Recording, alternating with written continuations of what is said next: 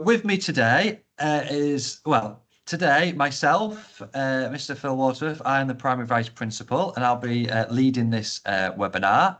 And I would like to also introduce two of our colleagues who I'm sure are well known to you all. We've got Emma Voller, who is our Head of Phase Year 5 and 6, and Carolyn Brunson, who is our Head of Phase Year 3 and 4.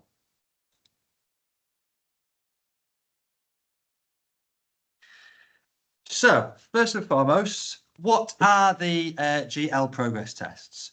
So, they are standardised UK assessment, and it's computer-based assessment that are adaptive.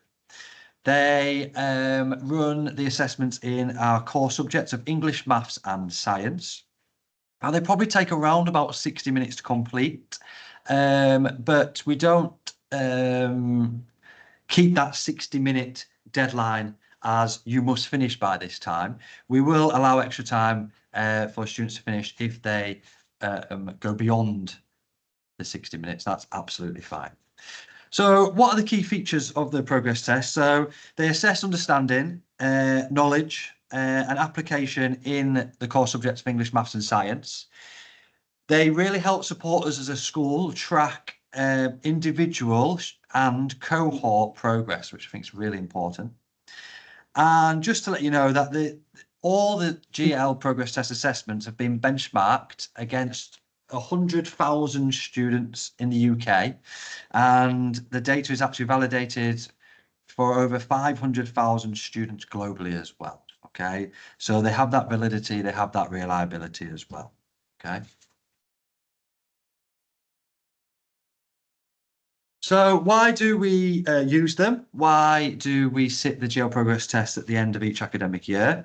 Well, the first reason is it's actually mandated. So we are expected to sit the progress tests in English, Maths and Science in years 4, 5 and 6. I will come on to year 3 shortly. It provides a clear snapshot of attainment. It enables us to benchmark against UK standards and benchmark against Dubai schools and international schools worldwide. I think what's really important, it actually tells us the strengths and the next steps and gaps and misconceptions of individual students and cohorts of students. And I think that's really important in terms of transition and that handover from one academic year to the beginning of the next academic year when students begin a new curriculum. And also it informs and helps teachers inform end of year reports and making those judgments in those core subject areas. Okay. So, as I mentioned, the year groups that sit the GL progress tests are years 3 to 6. Year 4 to 6 are mandated. We must complete them. However, year 3, we decide as a school that it's important for our year 3 students to build familiarity with the assessment so that when they come to year 4, it's not something new. So we sit the assessments in year 3 as well. It also gives us coverage across the entire Key Stage 2, and it supports that transition and teachers within year 4 because they've got a really good benchmark externally that they can use to support as soon as those students arrive in year 4. Now, this webinar is more for primary, but if parents do have siblings in secondary, I will say that the GL progress tests are run in secondary. They run in English, Maths and Science from years 8 to 10. However, in year 7, it's only English and Maths. They're not expected to sit a year 7 progress test. Okay. So how are they administered? So they take place in our computer suites at school. The iPads are not compatible with the assessment, hence why we must complete them in our computer suites. We have weekly computing sessions which help students become familiar, especially with the difference between those devices where it's all touchscreen and then a computer suite device where it's keyboards and a mouse. So we really put an onus on that familiarity during those computing lessons. And over the past few weeks since starting term 3, students will be visiting these areas more commonly to help prepare them for that change from a touchscreen to that keypad and a mouse. There's lots of support throughout, so class teachers will be present in all assessments to support invigilation. There'll be members of our inclusion team in there. We'll have our teaching assistants, learning support assistants for students who are one-to-one. We have IT support on hand if there's any technical issues that arise, and our primary leadership team are in and out of all assessments to support where needed. Okay.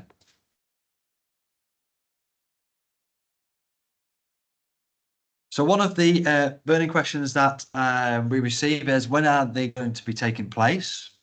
So on the screen, you will see that there's a designated assessment window. Okay, so from next week, year 3 will begin their SPAG assessment, and then the week after, year 3 will finish their reading paper, but year 4 will complete their SPAG and reading. The week after that, it's year 5 and 6 turn for SPAG and reading. And then the 26th of May, we've got our maths week, with the only exception of 6A and 6C. They will be doing their science assessment due to a clash with their graduation.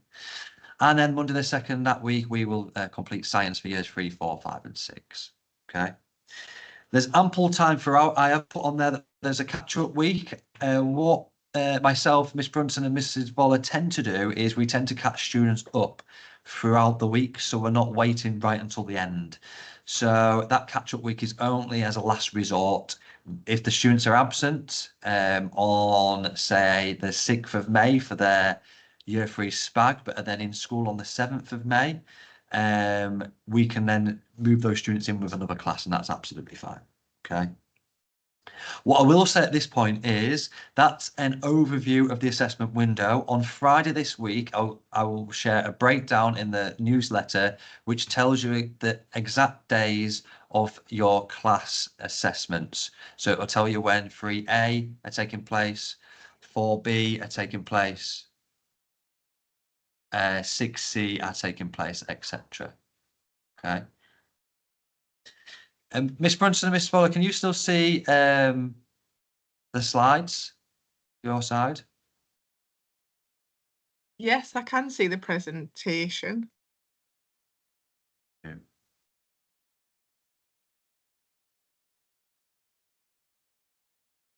Okay, so moving on to some strategies, and we'll go whole school strategies first, and then I'm going to ask Miss Brunton and Miss Voller to run through some specific strategies for year groups. Mr. Waterworth, I think there's a few people that can't see it. Maybe if we unshare and share it again, it might just come back up for those people.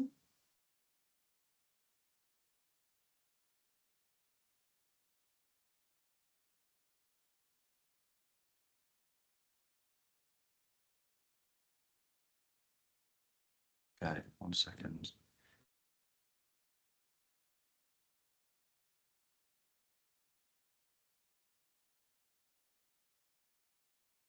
Okay, is that better?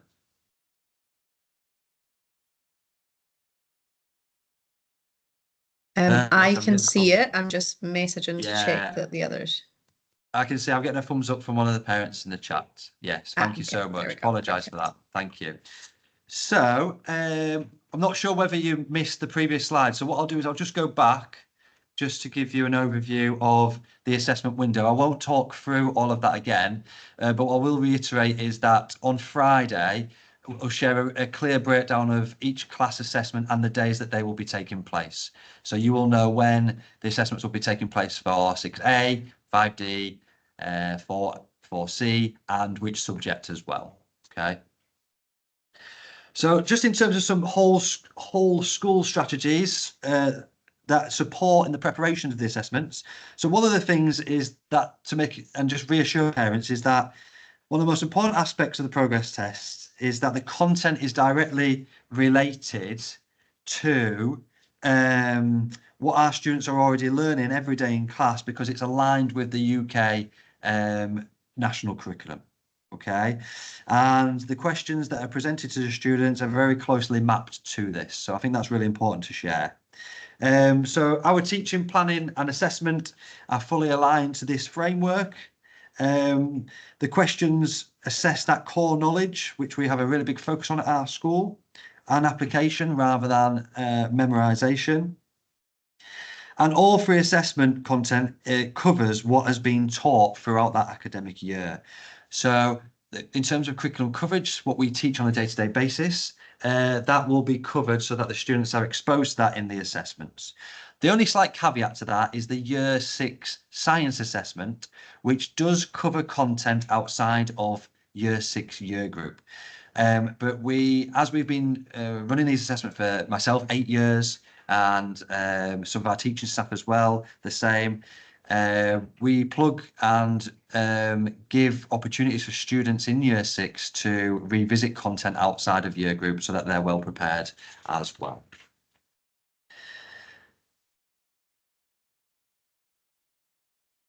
So also, I think what's really important is our approach to teaching and learning is very much built upon evidence-informed principles that really support our students and help them to succeed.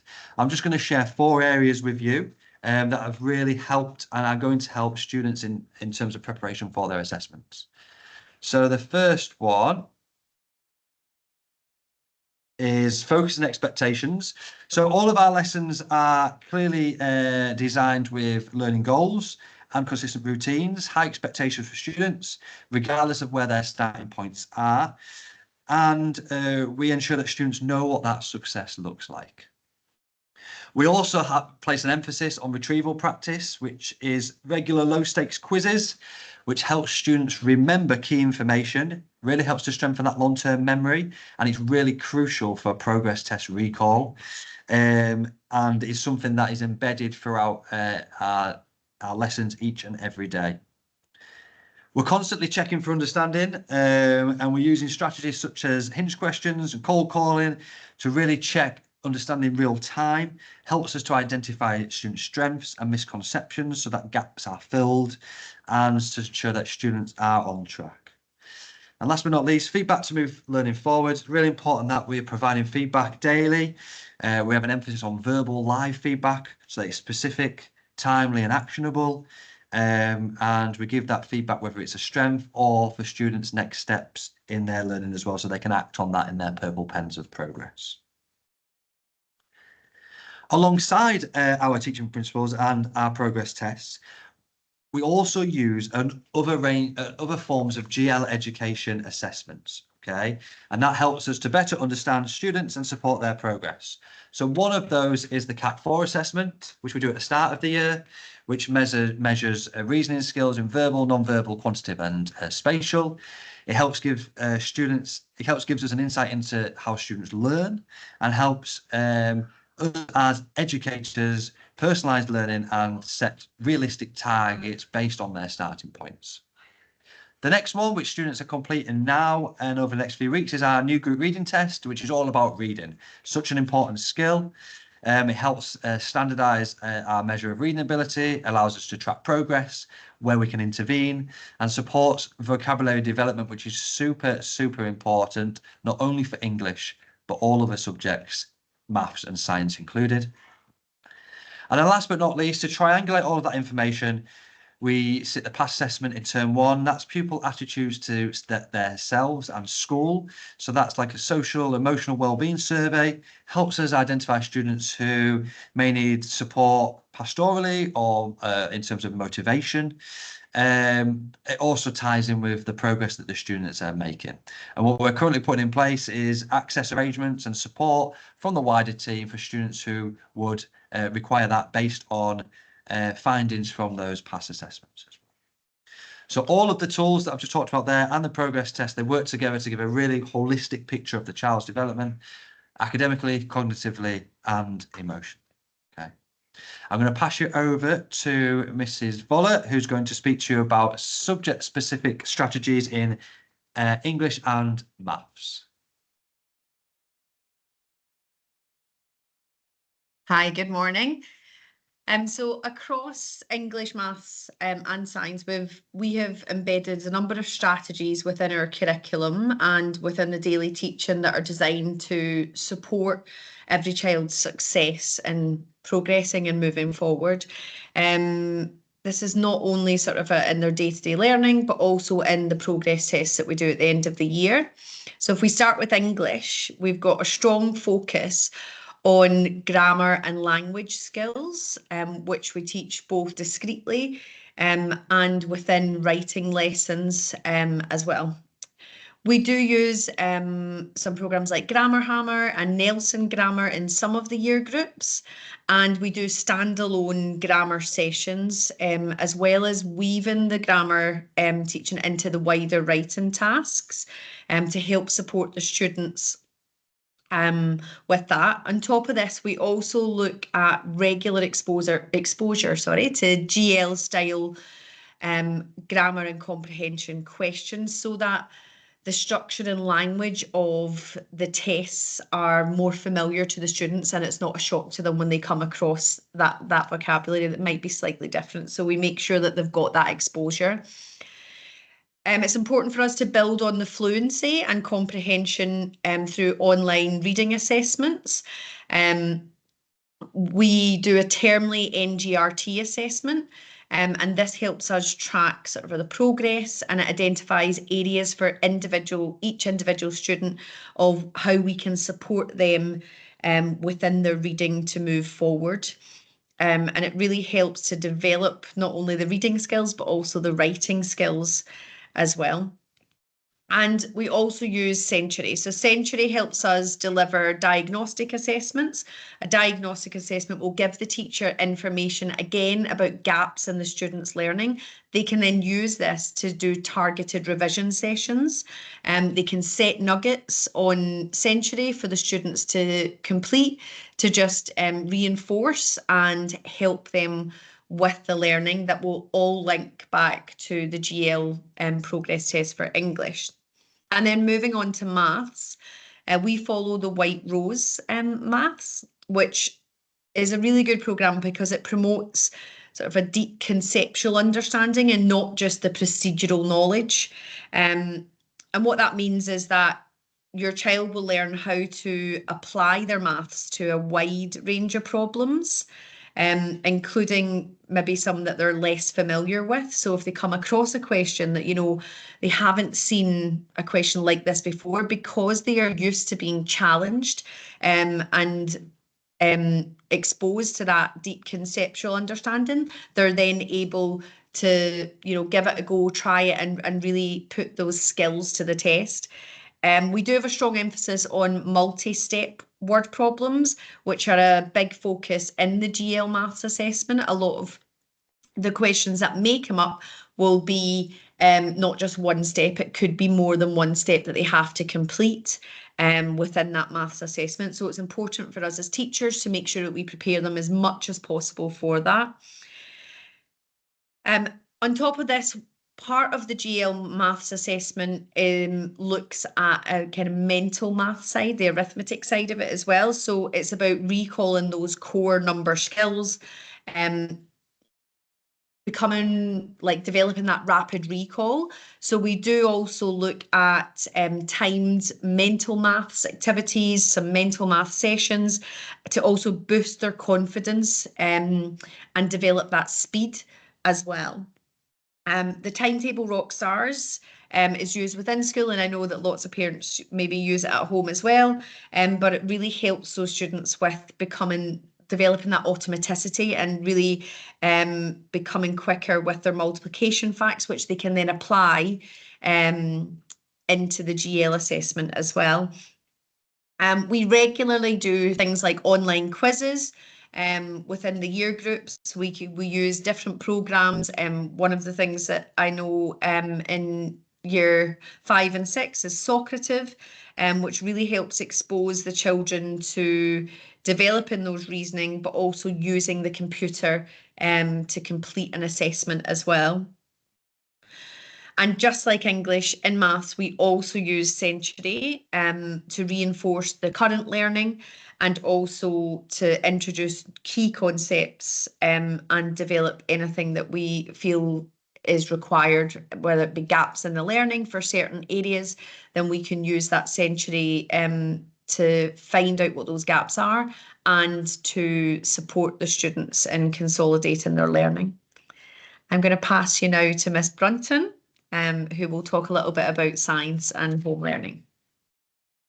Thank you so much. So just continuing with how we focus our support and information around the science GL. So the science GL, often the students find this one probably the easiest as well. It's not as long. There's a range of questions, which is on a range of topics that they've been learning. And as Mr. Water said earlier on, a part of our linking to our teaching principles here at the school, we focus very much on retrieval. So, for example, in year 4, if they were doing electricity, although they are focusing primarily in their science lessons on electricity, as part of the retrieval, we have links to something that they did the last lesson, something that they are going to maybe do in the next week, something that they did maybe last year or last term. So that retrieval continues, but it also continues within the lessons itself.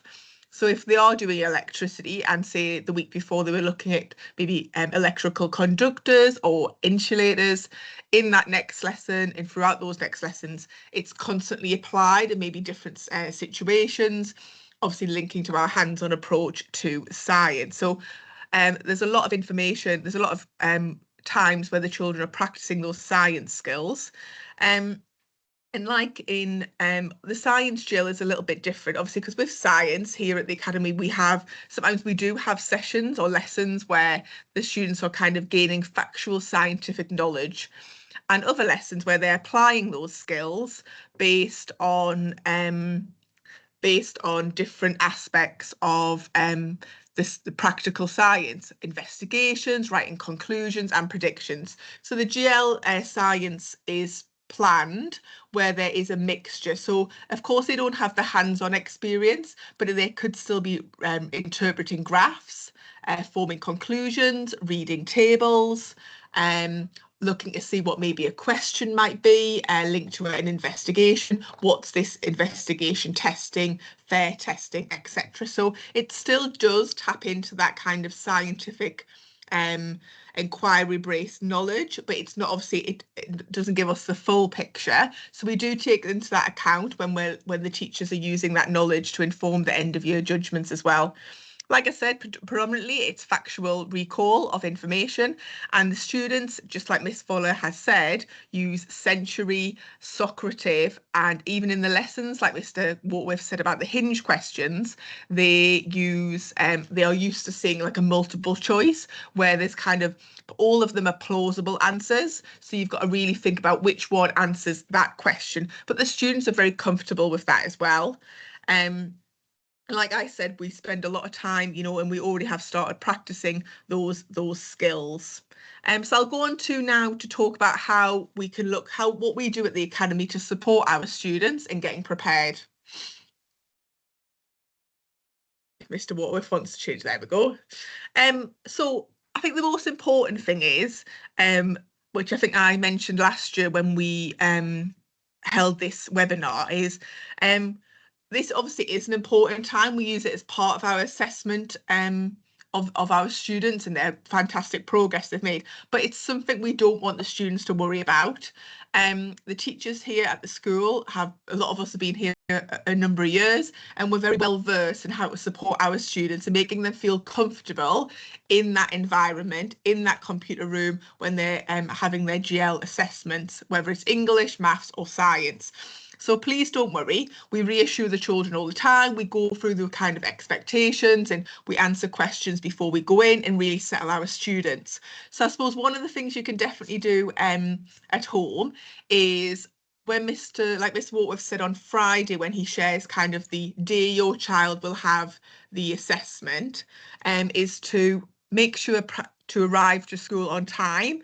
That morning time, that settling in time is incredibly beneficial for our students, to whether it's they're going to do some extra retrieval practice, whether the class teacher's kind of talking about how the environment might look, and those kind of well-being factors to the assessment. So on the day of the assessment, I do recommend you, trying to be as punctual as possible in arriving to school on time as well. But like I said, most of the preparation takes place at school, and we've already been starting that. And that started, even back in, October, November time as well, because like I said, it's all inbuilt and weave through our curriculum. So there's nothing going to be overly on there that the children are unfamiliar with at all.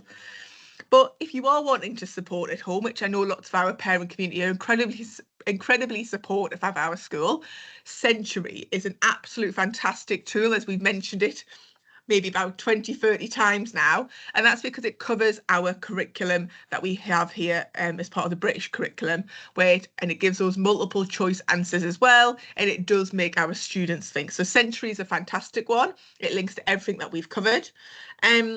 We also, as part of the home learning, the teachers, when they're setting the home learning nuggets, are tailoring them to what perhaps students need to perhaps focus on in kind of that retrieval knowledge. So it might be that the teachers in year 3 put on some retrieval tasks linked to a science topic that they've done in term 1, or something, some place value work that they've done in maths for term 1. Reading regularly at home, it's something we promote. It's the WEC year of reading at the moment. We have a massive passion at the school for reading. So continuing to read, for the students to do their accelerated reader quizzes, because as part of the English GL, as Miss Fuller said, it has that reading comprehension aspect to it. And of course, using the ladders at home. So the ladders at home allows you as a parent to see what skills across the different subjects of the different year groups that your child has been learning on. As well as that, in term 1, term 2 and term 3, we send home a parent curriculum booklet, which outlines the different topics that the children have been working on. So that will outline, particularly more focusing, I would say, for the maths and science is when it's going to be more useful for you. It'll tell you what the students have been learning in maths, what fractions they might have been doing. And in there's a QR code that you can scan, and it takes you to some white rose booklets. And these booklets have different activities, different questions that you might wish your son or daughter to practice at home. And the science outlines the 6 topics that these students will have been learning across the year group as well.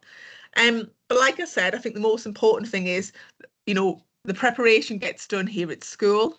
The students will be very much well prepared. They'll know the expectations, and they've been doing lots of fantastic learning linked to it. And like I said, our staff are very used to supporting our students.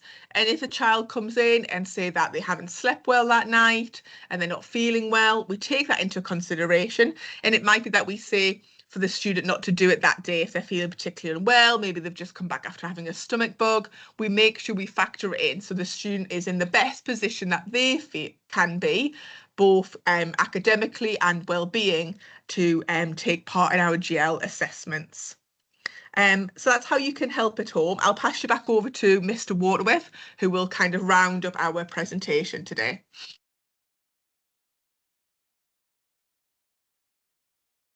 Thank you, Ms. Brunton, and thank you, Mrs. Voller. So the results of the assessments, what does that look like in terms of end of year reporting?